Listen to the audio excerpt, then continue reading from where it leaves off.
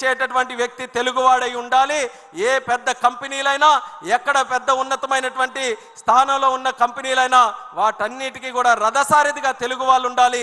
Global లీడర్షిప్తో Telugu జాతి ముందుకు రావాలని ఈరోజు మనం అందరం కూడా ముందుకు నడుస్తున్నాం. వాటితో పాటు సంస్కరణలు కానీ, లేకపోతే అభివృద్ధి కానీ, సంక్షేమం కానీ, ఇవన్నీ కూడా తెలుగుదేశం పార్టీతో మొదలైనవే. తెలుగుదేశం పార్టీ చేసినటువంటి కార్యక్రమాలు ఈ రాష్ట్రంలోనే కాదు, దేశంలో ఉన్న అనేక రాజకీయ పార్టీలు, అనేక రాష్ట్రాలు, ఆఖరికి దేశం కూడా ఆదర్శంగా తీసుకొని మన కార్యక్రమాలు వాళ్ళందరూ కూడా ముందుకు నడిపించారు. చంద్రబాబు నాయుడు గారు ఉన్నప్పుడు పెన్షన్లు కానీ, హౌసింగ్ కానీ, కిలో బియ్యం 2 రూపాయలకి, అలాగే జనతా వస్త్రం కానీ, ఐటీడీఏలు కానీ, లేకపోతే విద్యా వైద్య వ్యవస్థలో మార్పులు, గ్రామానికి రోడ్లు వేయించాలి, కరెంటు లైట్లు కల్పించాలి, అలాగే మహిళల తాలూకా హక్కులు, వెనుకబడిన వర్గాల తాలూకా రిజర్వేషన్లు, ఇలా ఎన్నో సంస్కరణలు చూసుకుంటే మొట్టమొదటిసారిగా ఈ దేశంలో ప్రవేశపెట్టింది మన తెలుగుదేశం పార్టీ అనేది కూడా మనం తెలియజేసుకోవచ్చు. తర్వాత చంద్రబాబు నాయుడు గారి తాలూకా నాయకత్వంలో ప్రజల వద్దకు పాలన, జన్మభూమి, పనికి ఆహార పథకం, డ్వాక్రా సంఘాలు, ఐటీ రెవల్యూషన్తో సైబరాబాద్ లాంటి నగరాలు, జీనోమ్ వ్యాలీ, కోవిడ్ సమయంలో వ్యాక్సిన్ ఎక్కడ తయారవుతుందో ఎవరికి తెలియని సందర్భంలో హైదరాబాద్లో ఈ మహానాయకుడు పెట్టినటువంటి జీనోమ్ వ్యాలీ కొన్ని కోట్లాది మంది ప్రజలకి కోవిడ్ నుంచి కాపాడిందనంటే అది ఒక వ్యక్తికి ఉండాల్సినటువంటి దూరదృష్టి. అలాగే హైవేస్, టెలికాం, లేకపోతే పవర్ రిఫార్మ్స్, వీటన్నిటికీ కూడా కేంద్ర స్థాయిలో ఆ రోజు ఆ రిఫార్మ్స్కి నాంది పలకడానికి చంద్రన్న తాలూకా హస్తం ఉండడానికి ఎక్కడ డౌట్ లేకుండా మనం చెప్పుకోవచ్చు.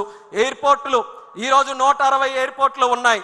రేపు మే 31వ తేదీన ప్రధానమంత్రి గారి ఆధ్వర్యంలో మధ్యప్రదేశ్లో మరో 2 ఎయిర్పోర్ట్లు ఆ రోజే ప్రారంభోత్సవం చేసుకుంటున్నాం. 162 ఎయిర్పోర్ట్లు అవ్వబోతున్నాయి. ఈ దేశంలో 162 ఎయిర్పోర్ట్లు ఒకనప్పుడు ఈ పరిస్థితి ఉండేది కాదు. కానీ మొట్టమొదటిగా దేశంలో ఎయిర్పోర్ట్లు కూడా మనం నిర్మించాలి. పీపీపీ మోడల్లో ఒక పాలసీ తీసుకొని వచ్చి ఎయిర్పోర్ట్లు నడిపించాలన్నటువంటి మహానాయకుడు మన నారా చంద్రబాబు నాయుడు గారు అనేది గర్వంగా ఈ సందర్భంగా తెలియజేస్తున్నాను. ఇలాంటి ఎన్నో పథకాలకి, ఎన్నో రిఫార్మ్స్కి, ఎన్నో సంక్షేమ కార్యక్రమాలకి తెలుగుదేశం పార్టీ నాంది పలికింది. అది ఇంతటితో ఆగిపోలేదు. మన అమరావతి మీ అందరికీ కూడా దాని తాలూకా కథ అంతా కూడా తెలుసు. అమరావతి మాట్లాడితే ఎక్కువగా మనం మాట్లాడుతున్నాం. 32,000 ఎకరాలు ఇచ్చారని, లేకపోతే రైతులు దానికోసం త్యాగం చేశారని, విశ్వవిఖ్యాతిగా ఉన్నటువంటి ఒక ప్రపంచ ప్రసిద్ధిగాంచినటువంటి అమరావతి కడతామని. కానీ అందులో మనం ముఖ్యంగా గుర్తుంచుకోవాల్సినటువంటి ఒక విషయం ల్యాండ్ పూలింగ్ అనే కాన్సెప్టు ప్రపంచంలో ఎక్కడా కూడా లేదు. మొట్టమొదటిసారి ఒకడు వ్యక్తి మనకి భూమి త్యాగం చేస్తున్నాడనంటే పూర్తిగా నష్టపోకుండా తిరిగి ఆ వ్యక్తి కూడా ఏదో లాభం పొందే విధంగా ఉండాలని ప్రపంచానికే ఆదర్శంగా ల్యాండ్ పూలింగ్ విధానాన్ని పరిచయం చేసినటువంటి నాయకుడు మన నారా చంద్రబాబు నాయుడు గారని తెలియజేస్తున్నాను. రివర్ లింకేజ్, నదుల అనుసంధానం ప్రాజెక్టు ఆయన రాజకీయాలు మొదలుపెట్టినప్పటి నుంచి ఆయన మైండ్లో ఉన్నటువంటి ప్రాజెక్టు. వాజ్పేయి గారితో ఎన్డీఏ ప్రభుత్వంలో ఉంటే ఎన్నో సందర్భాల్లో ఆయనతో చర్చించి నదులు అనుసంధానం, అక్కడ గంగా నది నుంచి మన కన్యాకుమారి వరకు ఉన్నటువంటి నదులన్నీ కూడా అనుసంధానం చేయాలని ఎన్నో సందర్భాల్లో కేంద్రానికి ఆ నివేదిక తీసుకొని వెళ్ళారు. అది క్రమేపీ కాలం మారుతున్న కొద్దీ మరుగున పడిపోతుంటే రివర్ లింకేజ్ ప్రాజెక్టులు మళ్ళీ మొన్న చంద్రబాబు నాయుడు గారు, మోదీ గారి తాలూకా ఆధ్వర్యంలో తీసుకొని వచ్చి మళ్ళీ అది పరుగులు పెట్టించే విధంగా రివర్ లింకేజ్ ప్రాజెక్టు కూడా ఈరోజు ఊపిరిపోసినటువంటి నాదుడు మన చంద్రబాబు నాయుడు గారని తెలియజేస్తున్నాను. పాపులేషన్ మేనేజ్మెంట్ ఏ ప్రభుత్వానికైనా, ఏ రాష్ట్రానికైనా గతంలో ఉండేది. జనాభా అంటే అది ఒక పెద్ద భారమని, అంత జనాభా చూసుకోవాలంటే ఎలాగని. కానీ ఆ ఆలోచన విధానంలో మార్పు తెచ్చాడు చంద్రన్న.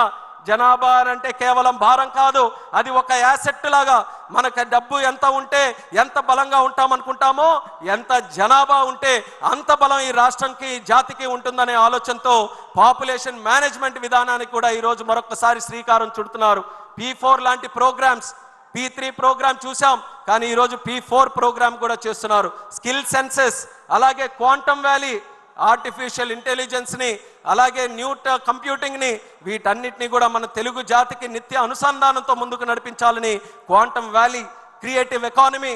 ఈరోజు ఈ పదాలు చెప్తే కొంతమంది సరిగ్గా అర్థం చేసుకోలేకపోవచ్చు, కానీ నేను చెప్తున్నాను, what CBN thinks today, India thinks tomorrow. Chandranna ఏ ఆలోచనలతో ఈరోజు ముందుకు నడుస్తాడో రేపు దేశం మొత్తం అదే ఆలోచనల వైపు వస్తారు. ఆ నమ్మకం నాకుందని కూడా ఈ సభాముఖంగా తెలియజేస్తున్నాను. రేపు మీ ఇంటిలో రివర్ లింకేజ్ గురించి, క్వాంటమ్ వ్యాలీ గురించి, స్కిల్ సెన్సెస్ గురించి, P4 గురించి ఒక 2-3 సంవత్సరాల్లో ప్రతి ఇంటిలో కూడా చర్చ జరిగేటటువంటి అంశాలు ఈ అంశాలు.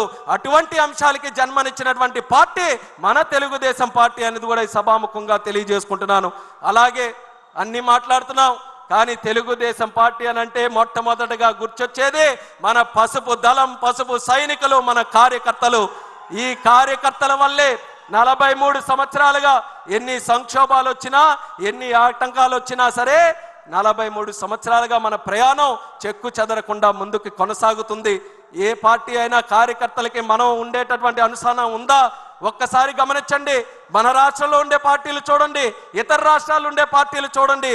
ఎందుకనంటే నాయకులు మారినట్టే కార్యకర్తలు కూడా వేరే పార్టీలో మారిపోతారు. కానీ తెలుగుదేశం పార్టీ ఏకైక పార్టీ